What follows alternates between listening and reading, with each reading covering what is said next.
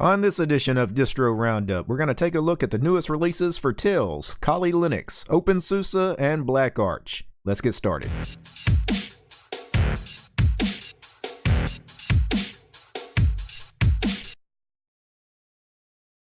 Tails just saw a recent release. Tails has released version 3.14.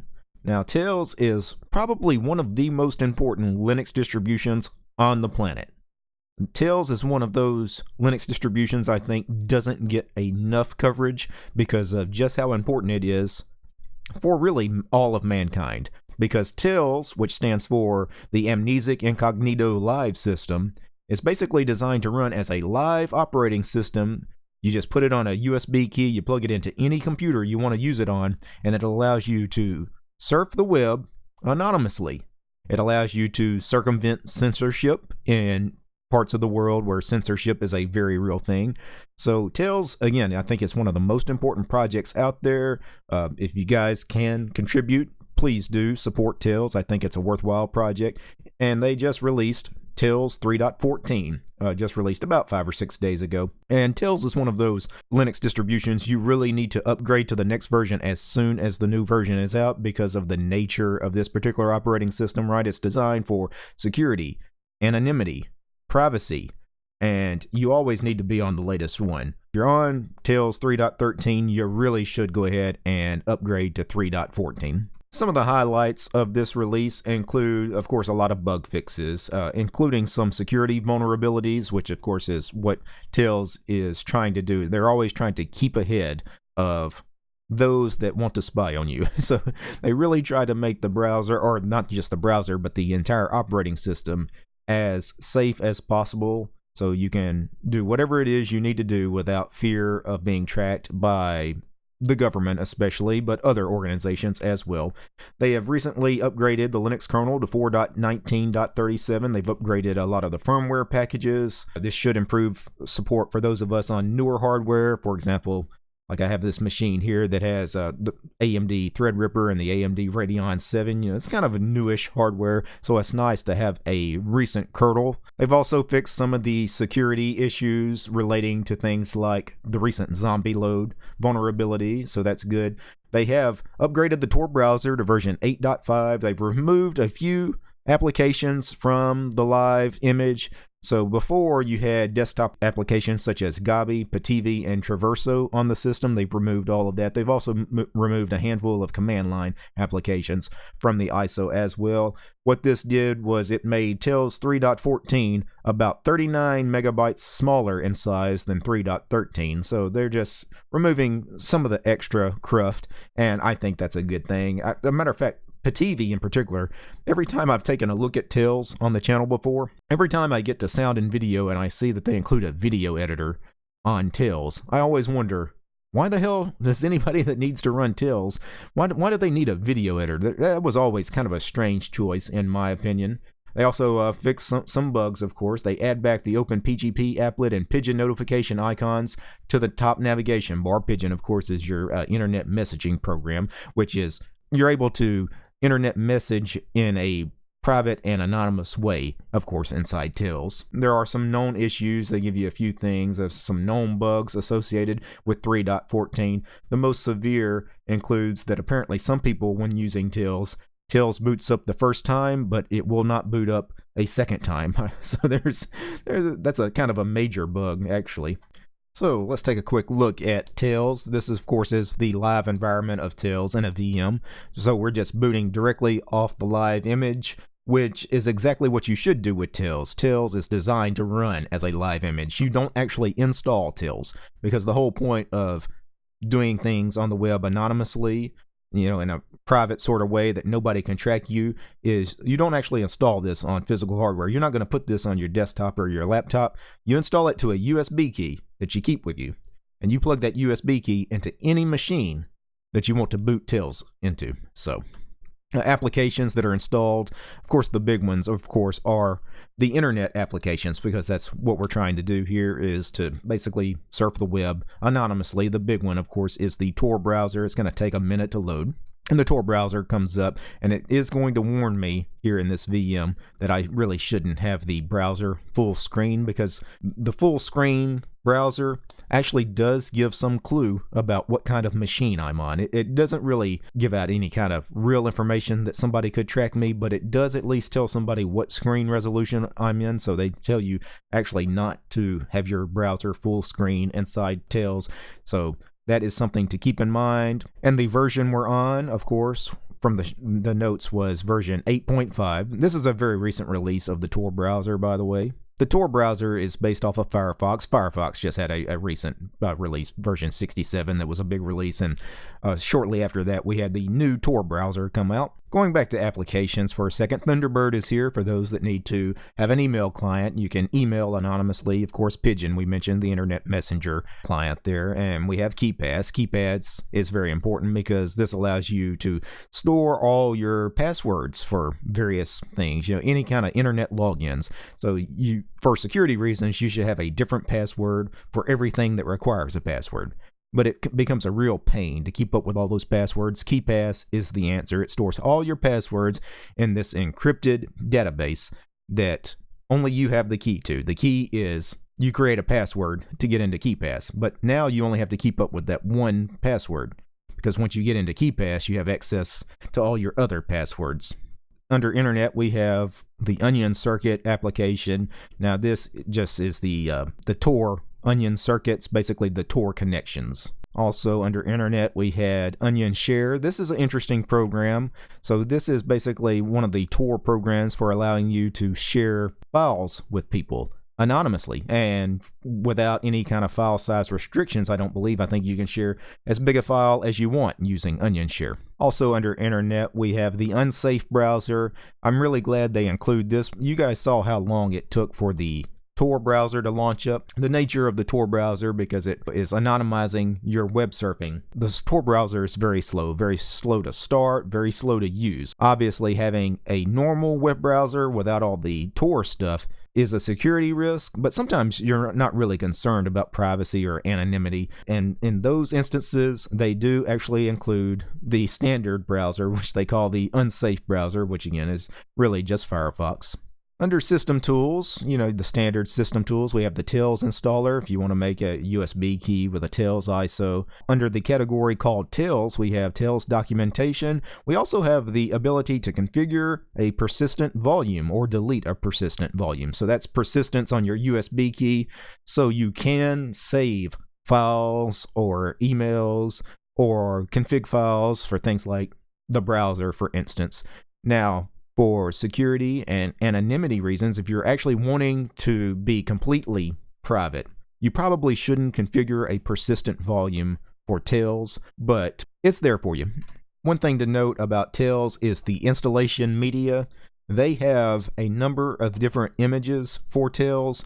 The standard download, I think, is just a tar GZ, and that is what's designed to use with something like the Tails installer, and put that thing on a USB stick and you're good to go. That's what 95% of everybody wants to do with Tails anyway. If you want a .img file or a .iso file, maybe to install in a VM like I'm doing, now they don't really recommend you live in Tails in a VM because, again, for privacy and anonymity reasons, they'd prefer you actually to do the USB stick. If you do use Tails in a VM and you're trying to be anonymous, you do need to run Tails on an operating system that is somewhat secure.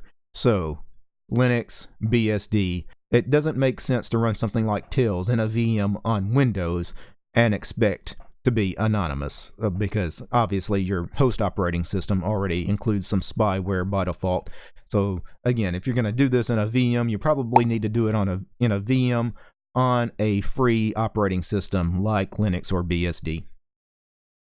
Kali Linux had a big release this week. Kali Linux 2019.2 was released. So 2019.2 is the second release of the 2019 calendar year for Kali Linux. From their release announcement, welcome to our second release of 2019, which is available for immediate download. This release brings our kernel up to the version 4.19.28. So very similar to Tails, they're on one of the late 4.19 kernels. One interesting aspect with Kali is they do include some ARM images. They have several contributors that are working on images for various mobile devices. including the Nexus 6, the 6P, the OnePlus 2, and the Galaxy Tab S4. We have information on how to upgrade from a previous release of Kali to the latest. You run apt update and apt-y for yes, full dash upgrade. Of course, I'm going to post a link to all the release announcements for today's distros in the show description. So those of you on an older release of Kali, you don't need to reinstall. You just need to run one command in the terminal, and it should update you to 2019.2. Taking a quick look at Kali Linux 2019.2 in a live environment, again in VirtualBox, so just booting directly off the live media, which a lot of people are just going to run Kali Linux probably as a live image, but you can install Kali. You can actually install it to physical hardware and live in Kali if you wish. And I can understand why so many people choose to do that, because quite frankly, for a Debian-based distro with GNOME, wow.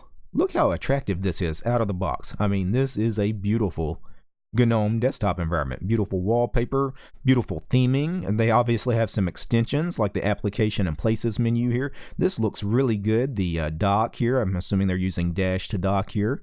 It is a very clean and yet very elegant GNOME desktop. It's a very beautiful. One of the best GNOME desktops I've seen lately, actually.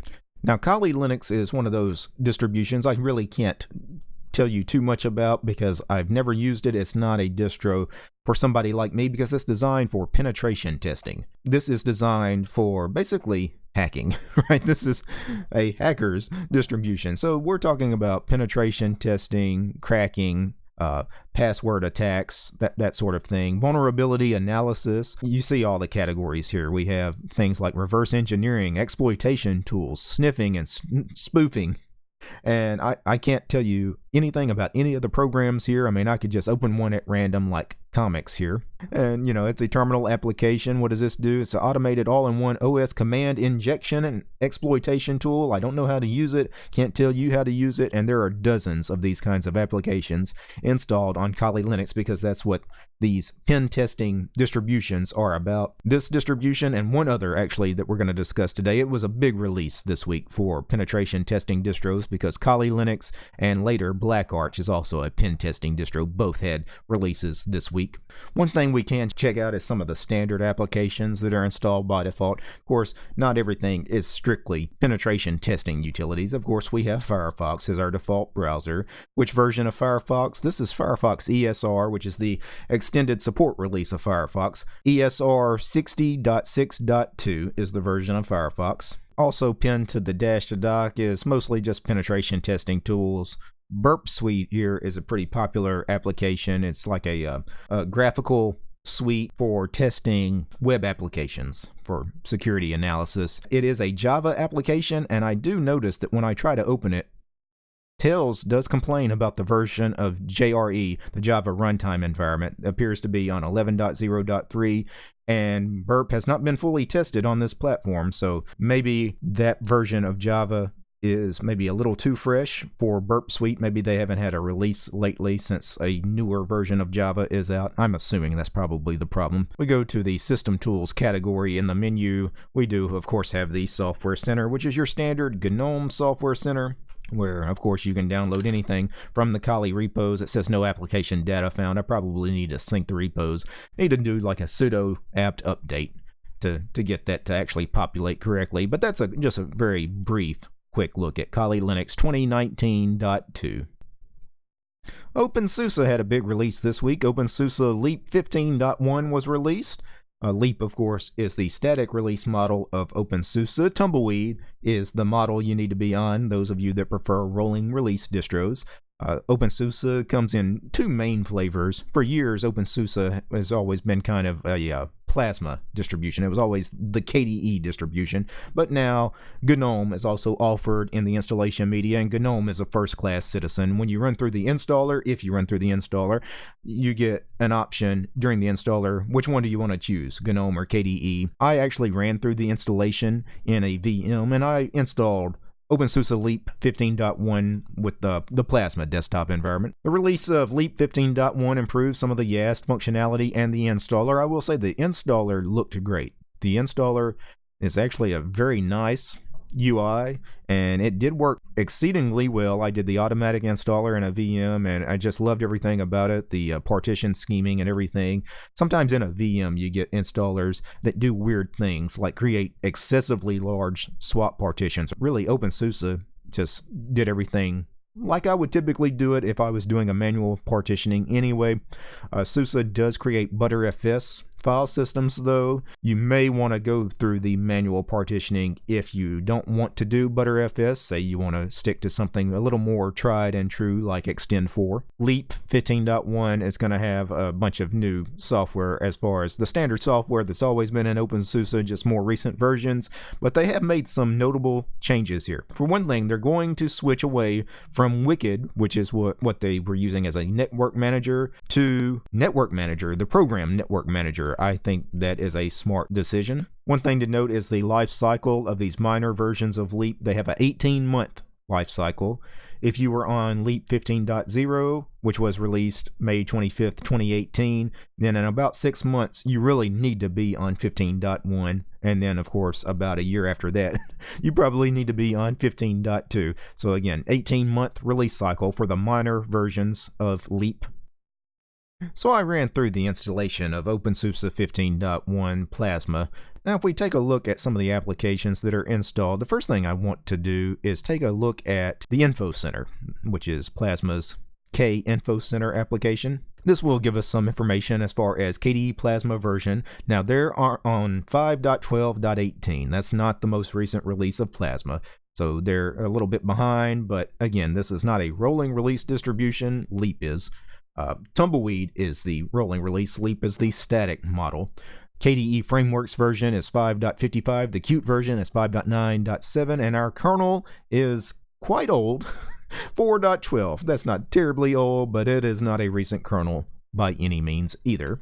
We take a look at some of the web applications here. Let's take a look at the browser, because of course that's probably the most used program on everybody's computer, and they are shipping with Firefox, but let us see what version of Firefox they're on. Hopefully it's a recent version. They're using the extended support release, ESR 60.6.2, and that is I think the most recent release for the ESR version. Of course, the Plasma Edition is going to have a ton of KDE applications installed, your standard stuff, but under multimedia, I do notice they install VLC as your media player, which I think is a smart move. I think probably most people end up installing VLC at some point for a multimedia player. They're on the latest version of VLC 3.0.6. One thing you notice with OpenSUSE, like Ubuntu and like Fedora, because it has some corporate backing, it is a very polished Linux distribution. It is very professional looking. I mean, this looks like something you could see running on a laptop at Best Buy. You know, I wish this was running on laptops at Best Buy. Instead, all you got is Windows, Mac, and Chrome OS at Best Buy these days. The software updater tool down here, you know, we have 5 packages available for update. So this was released just a few days ago, but it is a static release, not a rolling release, so not a ton of updates. But if I wanted to install the updates here, you just click install, and it runs the updater right here in your little notification tray, and that is it. Now, if we wanted to bring up a proper like software center, I believe Discover is available, so Discover. We may not be able to use Discover while I've got the updater tool running, because I've already got one thing going on with the package manager. We can't really do anything else. You guys have seen Discover. It works fine. Discover is not the worst graphical software center out there. And for system resource usage, let's pull up KSysGuard, which is KDE's system monitor. It's almost always installed on a KDE distro. And if I go to the system load tab here, which is already open, let's see what kind of CPU and RAM we're using. Wow, this is incredible. Even in a VM, CPU, of course, is next to nothing. You'd expect that. We're not really doing anything. But RAM is 0.51 gigs of the 4 gigs that I gave this VM. That is incredibly low for a Plasma distribution. So that is excellent. And BlackArch had a big release this week. So BlackArch is another penetration testing Linux distribution, very similar to something like Kali Linux.